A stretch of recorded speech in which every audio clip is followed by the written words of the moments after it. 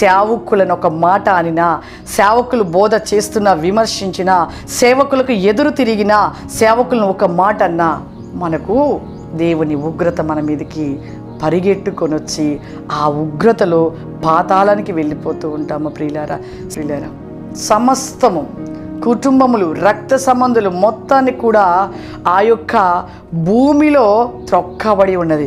భూమి ముంగివేసింది ప్రియులారా. ముంగివేయడము, ఆ మొత్తము కుటుంబాలంతా ఒక్కరు చేసిన వాళ్ళ ఫ్యామిలీ మొత్తము కూడా సర్వనాశనము, పాతాళంలోకి త్రొక్కబడిపోయింది.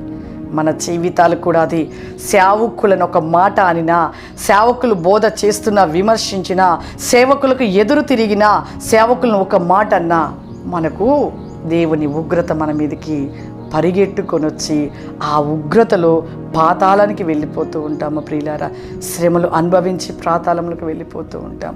మనము దేవునిలో ఉంటూ ఉన్నామంటే ఒక సేవకులను గౌరవించి, విలువించి, ప్రేమించి మాట్లాడి వారిని ఒక్క మాట కూడా మనం అనకూడదు.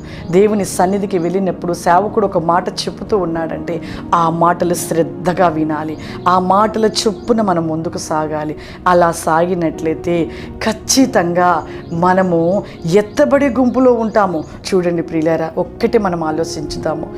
మోషే అంతమంది ఇశ్రాయేలు ప్రజలను తీసుకొని వెళ్ళాడు, నడిపించుకుంటూ వెళ్ళాడు. కానీ పాలు తేనెలు వాక్య భాగంలో చూసుకుందాం. సంఖ్యాకాండము 16వ అధ్యాయము 6వ వచనం చూసుకుందాం.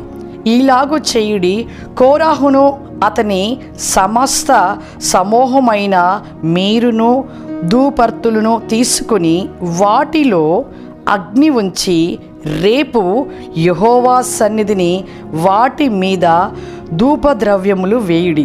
అప్పుడు యెహోవే మనిషిని ఏర్పరచుకును, వాడే పరిశుద్ధుడు. చూడండి ప్రియులారా, చేస్తున్నారు.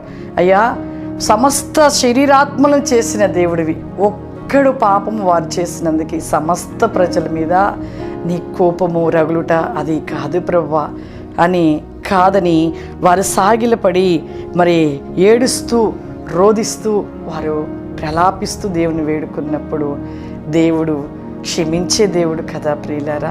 చూడండి, మరి ఆ ప్రజలను విడిచిపెట్టి ఆ ముగ్గురు కుటుంబాలు ఎవరైతే ఎదురు తిరిగి ఎవరైతే ఉసుగొలిపారో ఈ ప్రజలని, ఆ ముగ్గురు వ్యక్తులు కుటుంబాలని దేవుడు సర్వనాశనం చేసేసాడు, నిర్మూలన చేసేసాడు.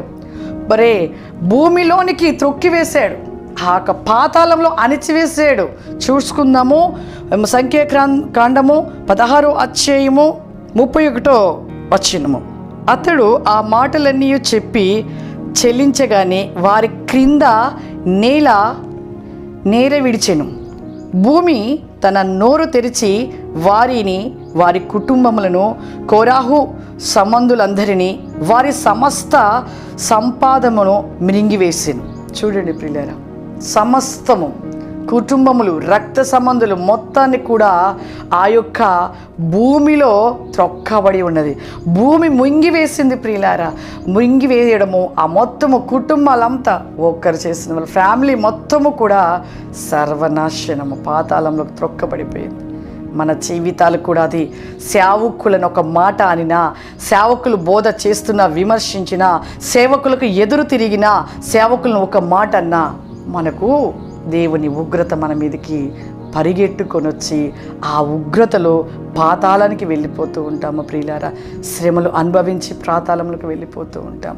మనము దేవునిలో ఉంటూ ఉన్నామంటే ఒక సేవకులను గౌరవించి, విలువించి, ప్రేమించి మాట్లాడి వారిని ఒక్క మాట కూడా మనం అనకూడదు. దేవుని సన్నిధికి వెళ్ళినప్పుడు సేవకుడు ఒక మాట చెబుతూ ఉన్నాడంటే ఆ మాటలు శ్రద్ధగా వినాలి, ఆ మాటల చొప్పున మనం ముందుకు సాగాలి. అలా సాగినట్లయితే ఖచ్చితంగా మనము ఎత్తబడి గుంపులో ఉంటాము. మీ లార్డ్ ద బ్లైక్ of Faurima. Please, Lord, the mystic of Fricom, this to break of Faurima. Parishosi, comma, stand me, Lord, the bliss tell Flaurima. Prayasi, Kaurima, stand me, comma, this tell be commander. This not the bliss tell Flycom, this Tibashuri, Larasi, commander.